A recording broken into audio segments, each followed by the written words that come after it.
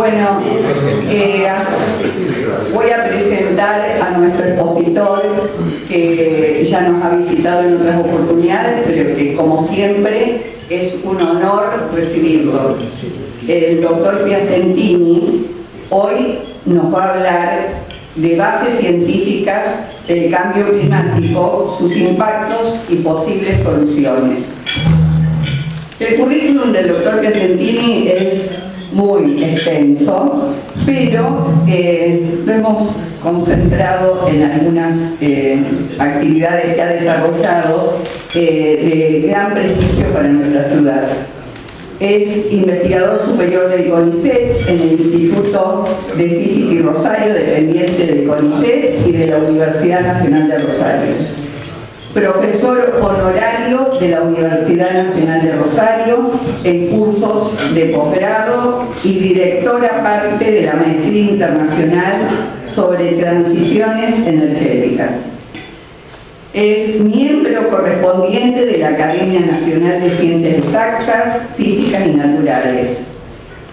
Y es miembro fundador, por invitación, y coordinador de la Comisión de Ambiente y Salud de la Academia de Ciencias Médicas de la provincia de Santa Fe.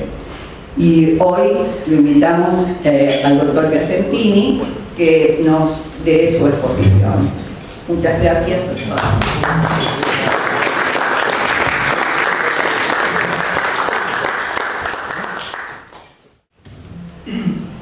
Voy a aprovechar entonces para agradecer la invitación de Rotary, en particular de la doctora Alicia Fisco, que muy amablemente me puede invitar para esta reunión.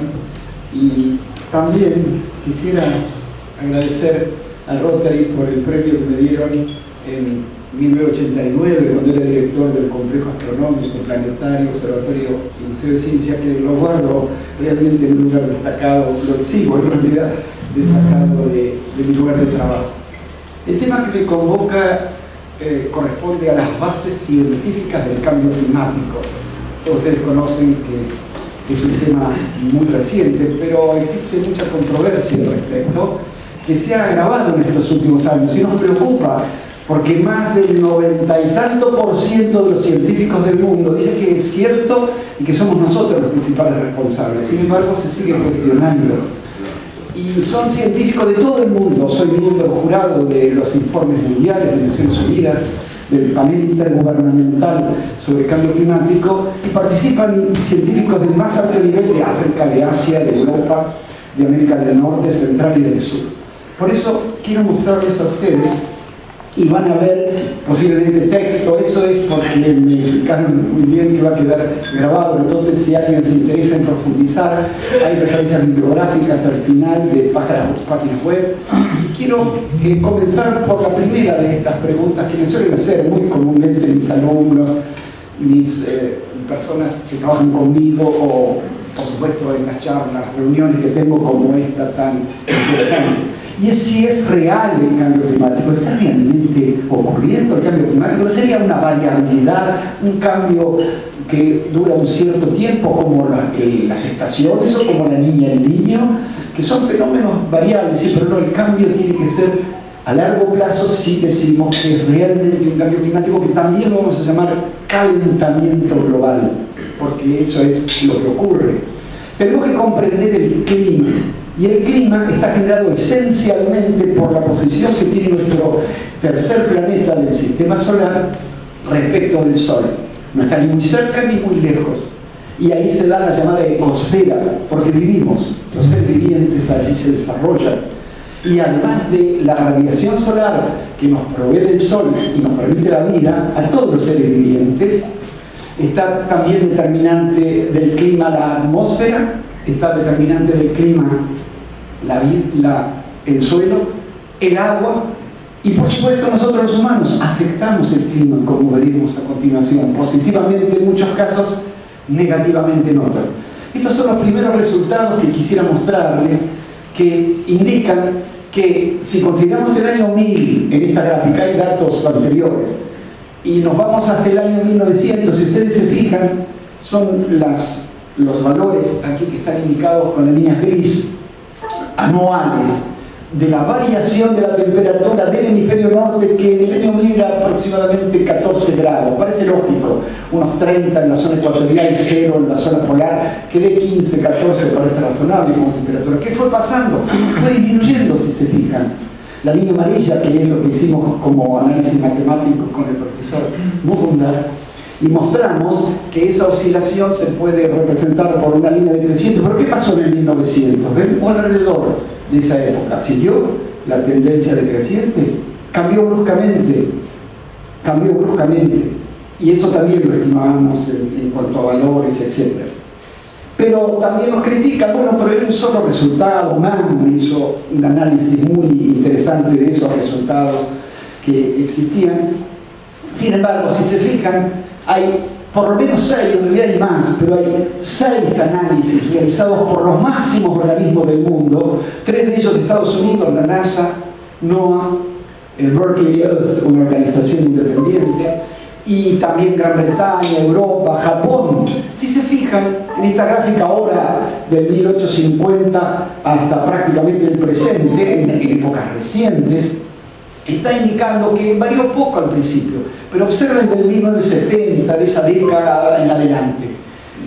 El aumento fue prácticamente permanente y peor todavía, este último año, ¿qué ha pasado?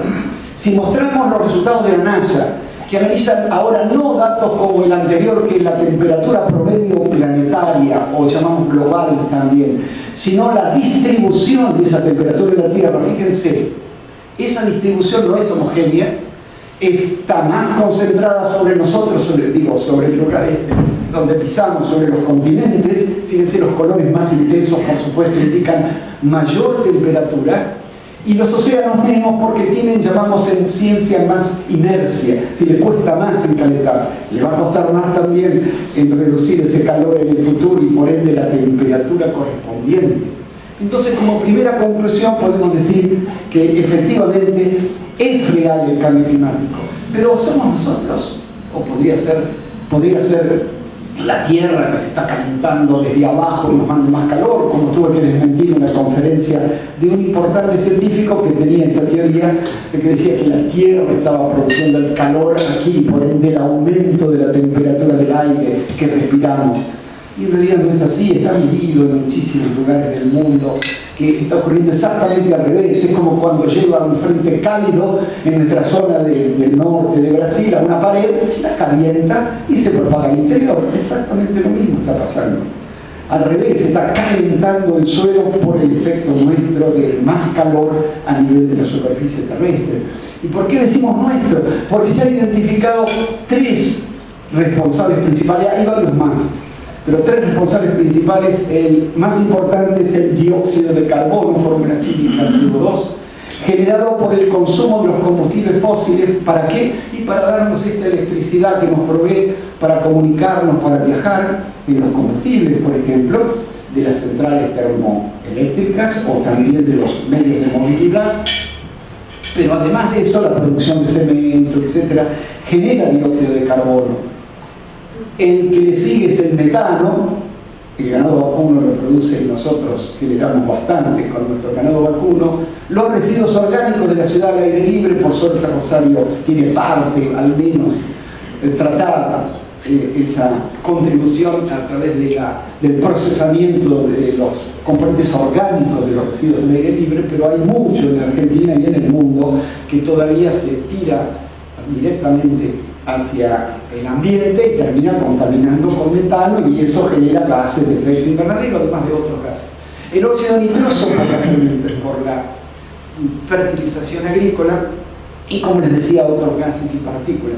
Observen esta gráfica que ahora se extiende más todavía, desde el comienzo de la era cristiana, ahí vemos año 1, hasta aproximadamente 1790, que recuerda lo que ocurrió en esa época, la famosa Revolución Industrial. Parecen mis alumnos. Revolución Industrial. ¿Qué pasó con los 3 gases? Fíjense, prácticamente se comportaron constantes los 3, un poco. ¿Y qué pasó en el 1750 en adelante? ¿Siguieron comportándose constantes? ¿Crecieron bruscamente? ¿Quién lo explica eso?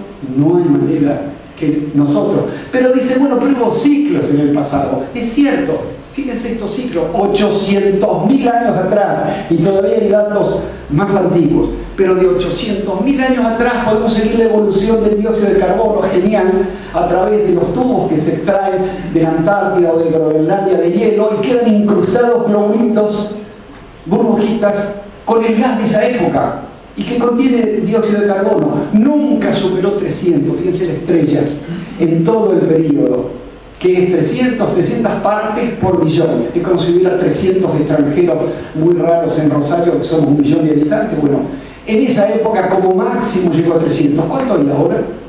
¿Ven al final? Si me dice algo, ¿eh? ¿Cuánto? 440. Casi. 423, sí, pero se está acercando. ¿Ven qué salto enorme? ¿Cuándo ocurrió eso? Las últimas décadas. ¿Quién puede explicar eso si no es por la actividad humana? Por consiguiente, conclusión, somos nosotros, los humanos, los principales responsables del calentamiento global. ¿Pero qué puede llegar a ocurrir en el futuro? Nadie sabe exactamente lo que va a pasar ni mañana, ni pasado, ni dentro de un segundo, ¿no es cierto? Puede ocurrir tantas cosas astrofísicamente o de nosotros, pero esperemos que no. Pero sí podemos hacer modelos matemáticos que nos indiquen distintos escenarios de lo que puede llegar a ocurrir según cómo nos comportemos. Si nos vamos a comportar mal, es decir, vamos a seguir contaminando el planeta, seguir creciendo desmesuradamente la población mundial y muchos otros factores, deforestando, etc., nos vamos a ver la línea roja hacia el final del siglo, 2100, del grado que prácticamente y medio que ya ha aumentado la temperatura, nos vamos a 5 a fin de siglo. Y si ya hay problemas, como veremos, van a haber muchos más todavía. Eso es un escenario de muy altas emisiones o pesimista, decir. Puede haber un escenario intermedio de 2-3 grados más al final del siglo y valores menores de 2, como pide el Acuerdo de París, propuesto por Naciones Unidas en 2015 y firmado por 190 o más países del mundo, que no lo están cumpliendo la mayoría de ellos, por desgracia. Pero eso sería fundamental para lograr que no se vaya tan arriba la temperatura. ¿Y por qué hago estos cálculos hasta el 2100? ¿Por qué hay estos cálculos, digo, del famoso panel intergubernamental de cambio climático? Y no más allá, bueno, porque han tomado ese año como límite, aunque hay algunos estudios posteriores, pero mis investigaciones las extiendo hasta el 2200. ¿Saben por qué? Porque charlando con mi compañero cuando nos recibimos en el Instituto Balseiro y volvió de Europa, es un genio, anda por todo el mundo, charlando de nuestros nietos, hablábamos de ellos y se le hizo un seguro de vida a mi nietita, en Alemania vive, y dice, controlé los datos de mi nietita a ver si estaban bien y me fijo abajo, expectativa de vida. Digan cuánto le puso el asegurador a una nenita que nació en este siglo, por supuesto. 150. Aquí ya se fue muy arriba, pero efectivamente, 100. ¿cuánto? 100. Sí. Están en el medio. 110 años de vida. Fíjense ustedes. Entonces, mis nietos, mis tataranietos, mis nietos, etcétera, y los nuestros van a vivir en el siglo próximo. Hay que pensar también qué va a ocurrir no solamente en nuestro siglo, sino en el siglo próximo. Bueno, este es el impacto que puede tener, calculado por uno de los institutos del CONICET, como el nuestro, de muy alto nivel, y de la UBA, de la Universidad de Buenos Aires, en Buenos Aires, el CIMA, el Centro de Investigaciones del Mar y la Atmósfera. Y allí ven ustedes con un escenario intermedio de emisiones. Ese que decíamos, bueno, no vamos a contaminar tanto, pero vamos a seguir contaminando algo. Sería esto, y en particular en la zona de Rosario, que sería la temperatura entre medio y 1 grado, porque estamos bastante atemperados por los dos océanos, Atlántico y Pacífico, que eso determina esa variación del clima, no tan importante, pero sí en la zona noroeste. Y si nos vamos a escenarios pesimistas, observen lo que puede llegar a pasar en la zona de la Puna, ¿no? Crecimiento de 4 o 5 grados. Bien, estos son entonces los datos para tratar de convencer a ustedes, y si tienen personas, encantado de discutir, analizar con ellos, hay muchísima más información. Algunos de los impactos más significativos en nuestra región deben conocer ustedes, o por lo menos Perito Moreno, y si no, el glaciar Uppsala, que está al lado. ¿Cuál han visto? ¿La imagen de Uppsala de arriba o la de abajo? La de arriba la sacaron los sacerdotes salesianos en el 1928, Fíjese hasta dónde llegaba. 4 y algo de kilómetros retrocedió en 76 años, y seguro hasta ahora mucho más, está retrocediendo unos 600 metros por año. El 90% de los glaciares del planeta, y en particular de los Andes, están. Venezuela perdió su último glacial. Bolivia, el glaciar más alto donde se hacía esquí a 5.000 metros de altura, en Chacaltaya, lo perdió. Y el glaciar es un supertanque que controla el flujo del agua. Si no existe el glaciar, va a haber inundaciones cuando hay deshielo y no va a haber agua después. Hay que cuidar los glaciares. ¿Qué va a pasar en Buenos Aires, por favor, si alguien va a diseñar un edificio o algo en la zona de Madero o algo? Tengan en cuenta, los edificios duran 100, 200 años. ¿Qué va a pasar con 2 grados? ¿A cuánto nos íbamos a fin de siglo? Decíamos, si nos íbamos a 5 con el presidente. Si nos vamos a 2, que es intermedio, ¿qué le pasa al centro de Buenos Aires? Esto es una modernización, por supuesto. El nivel del mar está subiendo, el deshielo de los glaciares se va al mar, al océano, levanta, ya hay 25 centímetros, hacia fin de siglo se proyecta 50, 100 centímetros, es decir, del metro, y hay otras proyecciones todavía mayores. Con eso nomás se tapona el río de la Plata, en parte, se eleva el nivel. Fíjense Buenos Aires, bueno, no les voy a mostrar la de 4 grados porque es más pesimista todavía. Pero ese va a ser Buenos Aires en el 2100, que van a ver nuestros nietos y nuestros bisnietos, etc. Si seguimos así. Y acá abajo hay otros impactos, como es la sequía, las inundaciones, que también se dan y se daban antes, por eso es otra crítica que nos hace. Seguro, pero se están intensificando y está aumentando, además de la intensidad, la periodicidad. Hay viviendas que han construido las viejas generaciones en la costa este de Estados Unidos, en Carolina del Norte, por ejemplo, que se inundaban una vez cada 100 años, cada centuria, después cada 10. ¿Saben cuánto se inunda ahora? Todos los años. Y si sigue así con el aumento del nivel del mar, van a terminar directamente con agua esas viviendas. Y algunas se han destruido. Entonces tenemos que tener en cuenta estos impactos. Incendios como los de Australia, que se potencian. El incendio existe y va a seguir existiendo. Anoche escuché la información de España, es tremendo lo que está pasando. Temperaturas de 40 o más grados. Nuestra estación meteorológica, nuestro servicio meteorológico, nunca había medido hasta hace servicio meteorológico, de nuestro Instituto de Física Rosario, como la que tiene el servicio meteorológico en Fisherton, pero nosotros la tenemos en nuestro instituto, acá en el 27 y el Río, donde está el Centro Científico Tecnológico de CONICET y de la universidad. Nunca midió más de 40 grados en el pasado. Y en España hay, como habrán escuchado ustedes, 40, 43 grados ya, en gran parte de la provincia de España. Y eso potencia los incendios. Y el cambio climático es uno de los responsables, es multicausal. El 90% en Argentina es producido por nosotros, o a propósito, el pirómano, o por descuido, el que hace el asadito y no lo apaga, el que tira un cigarrillo, el que deja alguna botella que produce un efecto físico que concentra la luz y termina quemando una hoja, y con eso un incendio que mata personas, etcétera, etcétera. Fíjense los impactos que tuvo en Australia, también en las islas nuestras, no solamente el humo que llegó a Rosario, sino en mi casa. Yo registré esas caídas que ustedes recordarán, ¿no? Había caídas de trozos de vegetales en el suelo. Bueno, algunos tenían la medida más de 10 centímetros, fíjense, volaron desde la zona de las islas hasta nosotros. Y eso es notablemente interesante porque muestra impactos, como por ejemplo del cultivo del maíz en Guatemala, que no le produce, y el hijo de este señor, estos son sus nietos, se fue caminando a Estados Unidos. Porque hace varios años es el lugar donde el maíz es oriundo y no le crece más. Uno de los factores es el cambio climático. La salud está afectada como esta. ¿Por qué? Porque estudiamos con los profesores de Brugge y Van der Meulen de la Universidad de Utrecht, Holanda, que además de la radiación solar ultravioleta, que todos ustedes lo saben, por eso es la protección que nos ponemos en verano, famoso índice ultravioleta, que dice cuál es el riesgo de exposición al sol.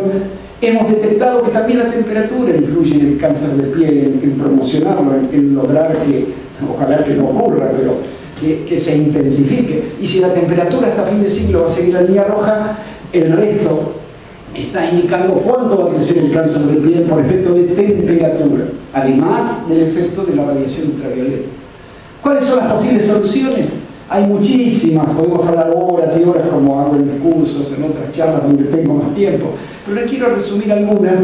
Y una de las más importantes es, por favor, si podemos cambiar la matriz energética actual, que está esencialmente basada en combustibles fósiles, como Argentina, les decía, la energía que estamos usando para esta charla, o para mi auto, o para muchos, para climatizarnos, etc., es en Argentina en gran medida todavía generada por combustibles fósiles, derivados, por supuesto, de petróleo, gas y carbón, y tenemos que tratar de reemplazarla. Y ese reemplazo se da a través de las energías renovables.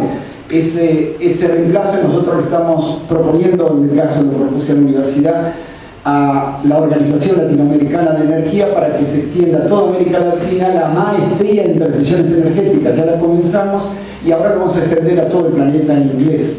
¿Por qué? Porque necesitamos desesperadamente que las personas que están en esos temas, que están haciendo paros, huelgas, porque se les termina el trabajo, el que trabaja en petróleo, sobre todo en carbón, después en gas, y después va a ocurrir lo mismo con los combustibles fósiles de tipo, por ejemplo, nafta, diésel.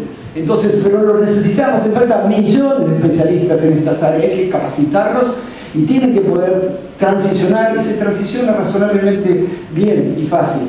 La energía solar la vamos a seguir teniendo por otros 5.000 millones de años, según la teoría, así que va a seguir estando allí para darnos calor o energía eléctrica, como está indicado en la zona que ven ustedes a la derecha, la central de San Lorenzo, no sé si la vieron, fotovoltaica, genera electricidad, que se utiliza, por ejemplo, para el circuito eléctrico de transporte en Rosario, y así es más sustentable, más cuidadoso del ambiente que si usara energía convencional. Y un hecho que por favor le pido a Rotary si nos puede ayudar, es lo que está abajo. Son lámparas solares, no sé si la han visto. Es muy común una lámpara que tiene arriba lo que se llama panel o célula fotovoltaica, recibe la radiación solar y la transfiere a una batería de electricidad que acumula durante el día, y a la noche hay un circuito electrónico que le dice es de noche, detecta, y entonces empieza a funcionar. Tengo en mi casa y por varias horas en la noche funciona. ¿Saben por qué les digo esto? Porque debe costar $1, $2. Hagamos un cálculo. ¿Saben cuántas personas no tienen electricidad en el mundo y por ende no tienen iluminación de este tipo? Más de 650 millones de personas hay en el mundo. En Argentina hay 1 millón de personas que no tienen electricidad, que no ven. ¿Y por qué les digo esto? Porque me comentaron que la Fuerza de Paz de Argentina, la que va a cuidar en Haití, vio que los chicos al final de la tarde, cuando bajaba el sol, salían con un cuadernito y un lapicito, todos en la misma dirección. Díganse, ¿saben a dónde iban? Alrededor de la estación de servicio. ¿Por qué? Porque el único lugar del barrio donde había luz. Los otros no tienen ni para vela. Yo nací en el campo y nos iluminábamos con vela, por lo menos. No tienen ni para vela. Una lámpara de esa de $1 sería 650 millones de dólares. En 10 años serían 65 millones de dólares por año, menos de un superbombardero. Y con el apoyo de Rotary podríamos conseguir empezar este plan. Que lo vengo hablando, todos dicen fantástico, muy lindo, pero no se consiguen los recursos. Y por supuesto no es para mí. Compro la idea. Muchas gracias. Tengo otras. Genial. Y te voy a convocar. Genial. Edificios sustentables hay que hacer. Sustentable, la sustentabilidad indica cuidar los recursos naturales, energía, materiales, ahorrar, como la charla que di aquí en el 2016 sobre eficiencia energética, y también contaminar lo menos posible. Eso es sustentabilidad. Bueno, este edificio sustenta si pasan por la calle San Juan entre Corrientes y la siguiente, que es Paraguay. Eso es la arquitecta Feldman, que fue alumna nuestra y trabajó en nuestro grupo durante varios años en el IMA, en nuestra facultad de ingeniería. Lo diseñó, le dimos varias ideas con medidas de eficiencia energética, uso de energía fotovoltaica, solar en el techo, etcétera, ¿no? Cuidado del agua, un montón de cosas interesantísimas. Y superó las normas de la municipalidad, que pedía que no, en lo posible, los edificios nuevos se construyeran cuidando la energía, no siendo eficientes en energía, por lo menos. Bien, y eso es en el área de las construcciones. Tenemos muchísimos otros ejemplos, viviendas hechas con energía geotérmica. Yo pasé muy rápido las otras energías, ustedes las podrán ver, además de solar está la energía del viento. Cuando era chico en mi pueblo, pequeño, en realidad nosotros vivíamos en el campo, después del pueblo, y no teníamos electricidad, íbamos del vecino a escuchar radio, no pueden creer mis alumnos, ¿no? ¿Cómo no había televisión? No veíamos, escuchábamos radio, no solamente no veíamos televisión. Después mi padre instaló un molino de viento y tuvimos. Y después está la energía del agua, que no solamente de los ríos, sino se puede usar las obras, etc. Energía geotérmica del suelo, tenemos ejemplos en esta zona de uso de energía del suelo, también hechos, y la energía de los biocombustibles. La zona nuestra es muy potente.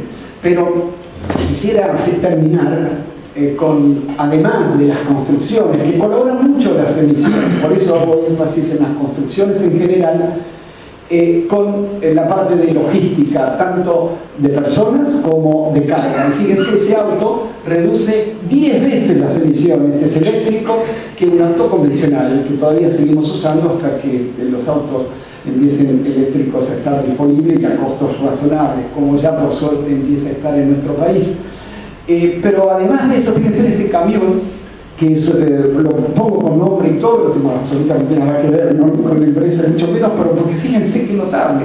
Es un camión eléctrico que ya circula en Estados Unidos, la cabina parece una cabina de un avión, fíjense, pero lo notable está construido de modo tal, no solamente de no contaminar mientras circula porque usa electricidad, sino que además va a recorrer, lo da, espero yo, como garantía, 1.800.000 kilómetros de vida útil tiene, cuando un camión normal en Estados Unidos tiene 1 millón. Observen eso, además de lo que se reduce en costo de combustible. Es realmente notable. Entonces, les pido, por favor, que tratemos de contribuir a usar energías renovables, a eficiencia energética, a otras medidas para que nuestra, yo digo nave cósmica o nave espacial, que es la única que hasta ahora tenemos, hay posibilidades de otras, siga existiendo lo mejor posible, le dejemos a las generaciones futuras un planeta mejor, y esto se los pedimos, no solamente nosotros, sino los chiquitos del mundo y mis nietitos y nietitas. Muchísimas gracias.